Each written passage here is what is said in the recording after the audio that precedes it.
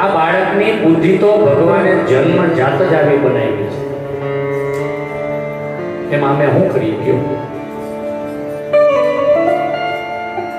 પછી હિરણ્યકશિપુએ પ્રહલાદને ઘણું બધું સમજાવવાની કોશિશ કરી છે.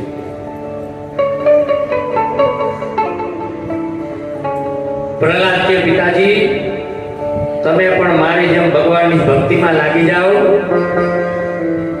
મુકમ કરોતિ વાચાલા પંગુમ લંઘયતે. હવે હિરણ્યકશિપુનો ભયંકર ગુસ્સામાં ભરાઈ ગયો. એ બોલ્યા કે મારે સમજાઈ ગયું કે બેટા હવે તને ભયંકર બીમારી લાગી ગઈ છે, હવે તને મારવામાં જ મારી ભલાઈ છે,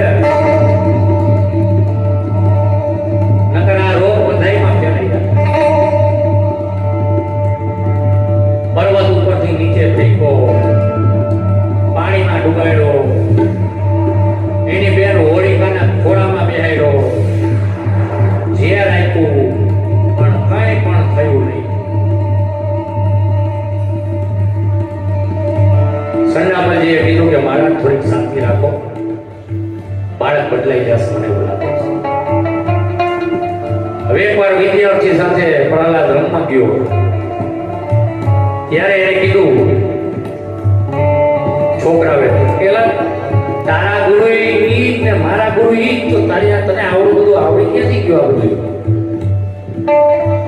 ત્યારે એને સાચી વાત કરી પ્રહલાદે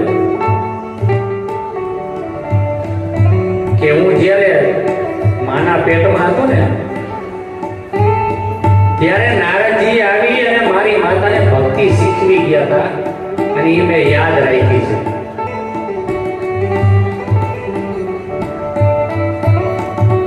એટલે વિદ્યાર્થી પર અરે તો ગુરુજી તો સાચું જ કહેતા હતા હો.